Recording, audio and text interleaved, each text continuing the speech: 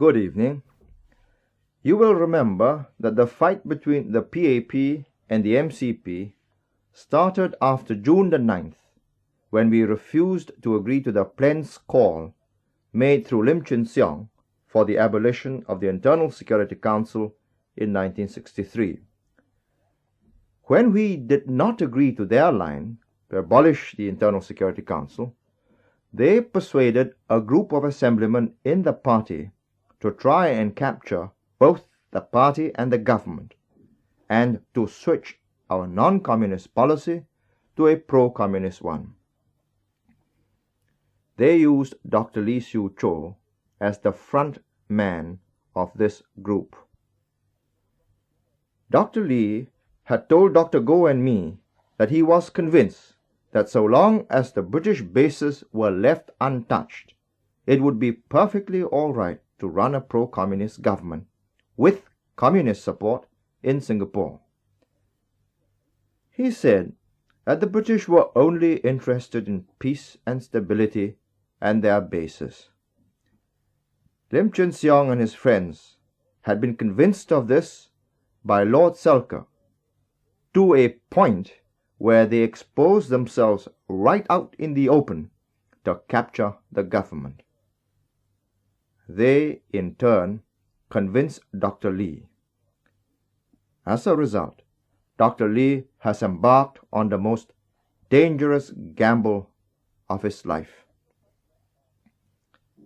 As the fight went on in Anson, Lim and his friends became more and more anxious because they knew we were going to win. They wanted us to lose in Anson for two reasons. First, because they wanted to lower the prestige of the PAP. Second, they wanted to demoralize our party and our assemblymen and make them believe that the PAP was on its way out so that more would join them. Lim Chin Siong, Fong, and Woodhull made many statements, but their statements had no effect on the people. Chok Ko Tong, the former PAP branch organizing secretary, told them that we were still going to win in Anson. In the end, they resorted to treachery to bring about our defeat. On the eve of Paul, they got 8 PAP assemblymen to betray the party by denouncing the party in a statement which was calculated to cause confusion and disillusionment among voters in Anson. We lost by 500 votes. There were 1,500 abstentions, the people who were disillusioned and confused because of these treacherous acts. After they had succeeded in making the PAP lose, they hoped to capture the party and the government. And so, at that time, they did not want the government to resign and have general elections. Meanwhile, 5 more assemblymen were being weakened. By the 20th of July, we had decided to take the fight into the open and draw the line clearly between those who were prepared to make a stand and fight and those who had either defected or were not prepared to make a stand and face the consequences. On the night of the debate on the motion of confidence, we knew that 8 had already defected. We could have taken a soft line with the others and avoided any more joining the 8. But we knew that there were severe trials ahead of us. It was better to face these trials with men who are prepared to face up to them. Besides the 8, 5 others abstained on the vote of confidence. These 13 assemblymen asked for the motion of confidence to be withdrawn, arguing that it was unnecessary. What they really wanted was more time to try and capture the government from within the PAP. You may ask, why did 13 assemblymen decide to go over and join the other side? There are 13 different sets of reasons.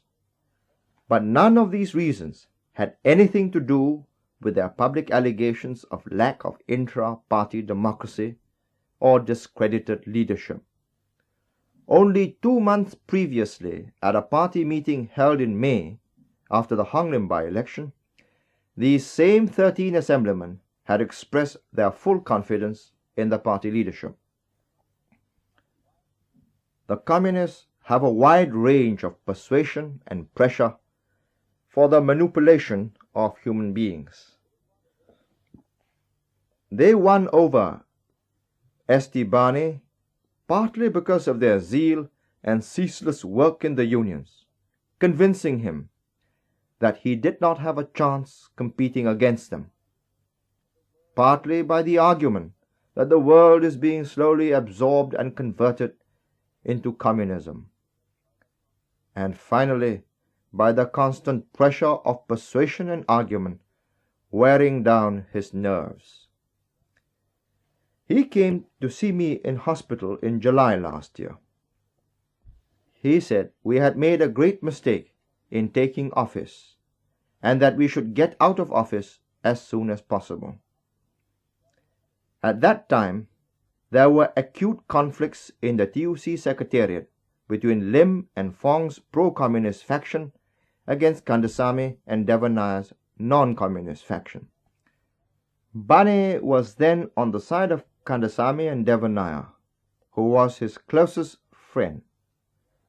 Devan and Bane were such close friends that only last year they rented adjoining houses. But by October last year, we slowly discovered that something had happened to him. He had gone over to the communist side. Now he is not even on speaking terms with Devanayer, although he still lives next door. Dr. Lee and Dr. Sheng are politically naive. They entered politics and joined the PAP in 1959, when the party was winning all round. When the PAP lost in Hong Lim, they thought they were going to have a bleak future with the PAP. So why not join hands with the communists who had cadres in the unions who could provide mass support? They were all for taking a pro-communist policy and cooperating with the communists. And since the ministers were not prepared to do this, they were quite happy to take over and become ministers. With the exception of Bane, few of these 13 assemblymen even understand the communist theory and ideology. But with persuasion from the communist cadres in the unions, they believe that if they take the communist line, they will get the support of the people in the organizations under the control of the communists. And so they can survive politically, win the next elections, and continue as assemblymen. For instance, for some months before the Anson by-election, we knew that some people were writing speeches and articles for T. Kim Leng, assemblyman for Pasir Panjang, and Lin Yu Eng, assemblyman for Moulmein. These speeches were not in their usual style, and all of them took the communist line. Now, neither T. Kim Leng nor Lim Yu Eng are even remotely communists, but some communists were writing for them. I had to reprove them at party meetings of assemblymen for allowing their names to be used in this way. They apologized. But after the party's bad defeat in Hong Lim, they were ensuring themselves all round for their future, and they slowly drifted away from us. So it is with most of the 13 others. When the Communists could not capture the government by winning 26 assemblymen over to their side, their next objective was to bring the government down, if possible by constitutional means, and if not, then finally back to the rough house days of 1955-56. Even as late as the 19th of August, Lim Chin Siong went to see Cho Yok Eng, assemblyman for Jurong. He spent 2 hours trying to persuade Cho to defect and join his side. He said that the government would then be left with 25 members, less than half the majority in the assembly. If Cho would go over, they could, through Barisan Socialists, rally the whole opposition of 26 members and bring the government down. In between persuasion and arguments, there was, of course, the veiled threat as to what would happen to those who did not follow the mass line. In other words, the communist line. Cho Yok Eng had earlier complained to some of Lim's friends that the communists are quite heartless about using people. As an example, he had mentioned the case of Lim Chin Kok, former chairman of the Singapore Shop and Factory Workers Union. Lim Chin Siong had been the Secretary General of this union. Lim Chin Kok was banished to China after the purge in 1956. His wife and children, living in West Coast Road, were left destitute with no help from anyone. Now, on the 17th of August,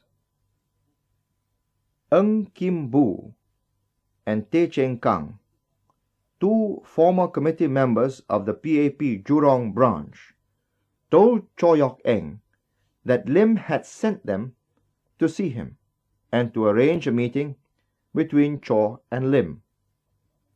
So this meeting of the 19th of August between Cho and Lim was agreed upon. They explained, Ng Kim Bu and Teh Cheng Kang, that this story about Lim Chin Kok was not true and that the unions did give monthly donations to the wife and children. But Cho had already previously inquired and found that this was not so, whatever the position may be now. On the 19th of August, when Lim Chin Siong personally met Cho, he said to Cho that he knew Cho was not happy about Barisan Socialists because of certain persons in it. These matters, Lim said, can be properly looked after later. Lim said that those like Chan San Wing and Ong Cheng Sam, who are disliked by the people, had been accepted into Barisan Socialists because their recent actions were good for Barisan Socialists. Lim repeated that these persons can be properly looked after later.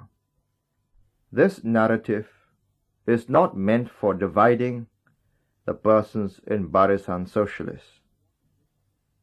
It was what Lim Chin Siong personally said to Cho Yok Eng on the 19th of August at Cho's house in Jurong Road. Lim wanted to buy over Cho so badly that he went to the extent of offering to sell out his own friends. Unfortunately for Lim, Cho Yok Eng was not persuaded nor intimidated. He told Ong Pang Boon and me all about this. Cho was amazed at the cynical and heartless attitude of the communists when they made use of people. They tried with other assemblymen too.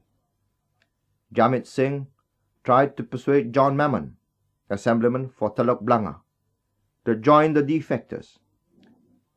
Jamit told him that he had a great future with Barisan Socialists, But just in case the carrot did not work, he also dropped veiled hints as to what would happen to those who did not follow them.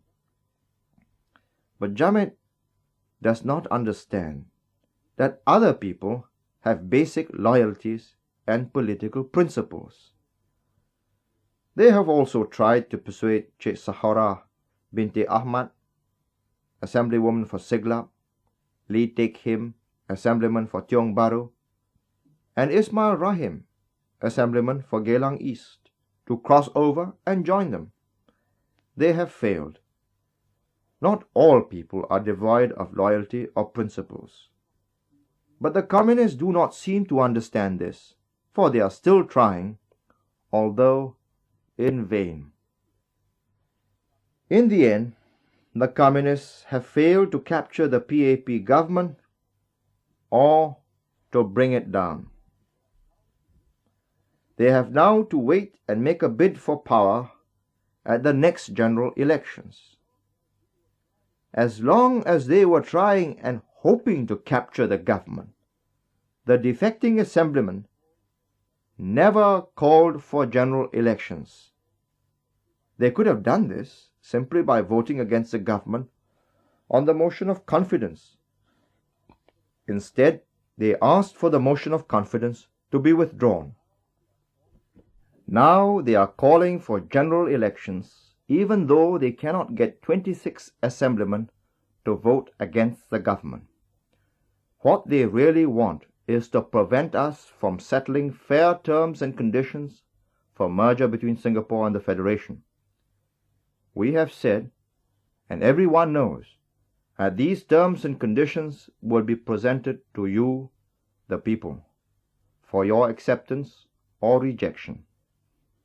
But the communists fear that these terms and conditions will be fair and reasonable and in your best interests. They fear that you will endorse them. So every day they pass resolutions amongst themselves to ask for general elections so that the government cannot bring about merger. The irony of all this is that after the Hong Lim by-election in May this year, when we saw no way out of our economic difficulties, we wanted to resign, but the communists wanted us to carry on. After the Anson by-election in July, when we saw merger and Malaysia ahead, we wanted to carry on, but the communists wanted us to resign. On the 23rd of August, we had successful talks with the Tunku. We wanted to carry on because we shall have both common market and merger in the immediate future, and we shall have a clear solution to our economic and social problems. At a radio forum on the 21st of September, Dr. Goh Keng Swee of the PAP said that there should be a referendum for the people to decide whether to accept or reject merger.